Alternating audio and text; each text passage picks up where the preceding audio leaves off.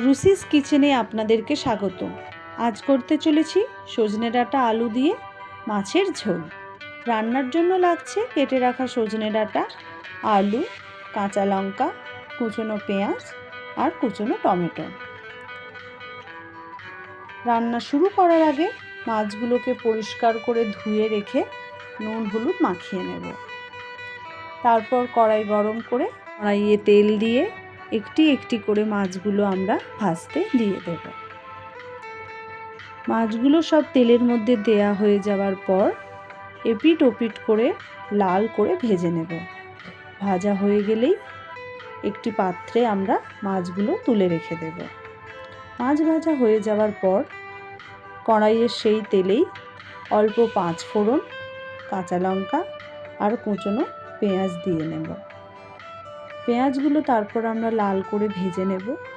পেঁয়াজ ভাজা হয়ে গেলে কুচনো টমেটোগুলো পেঁয়াজের সাথে ভেজে নেব। টমেটো আর পেঁয়াজ আমাদের ভাজা হয়ে যাওয়ার পর সজনে ডাঁটা, আলু পরিমাণ মতো নুন দিয়ে পেঁয়াজ টমেটোর সাথে ভালো করে ভেজে নেব।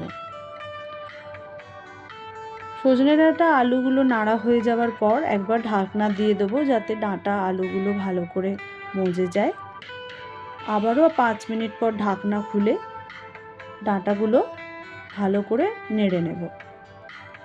ডাঁটা আলু নাড়া হয়ে যাওয়ার পর একটি একটি করে আমরা গুঁড়ো মশলাগুলো দিয়ে নেব। হলুদ গুঁড়ো, লঙ্কা গুঁড়ো, জিরে গুঁড়ো। মশলা দেওয়া হয়ে যাওয়ার পর ভালো করে আমরা ডাঁটার সাথে কষিয়ে নেব। ডাঁটা আমাদের কষানো হয়ে যাওয়ার পর কড়াইয়ে জল দিয়ে দেব সবজি সেদ্ধর জন্য। ঢাকনা তারপর খুলে নেব। ডাঁটা আলু সেদ্ধ হয়েছে কিনা দেখে নেওয়ার পর ভাজা মাছগুলো একটি একটি করে সবজির মধ্যে দিয়ে নেব।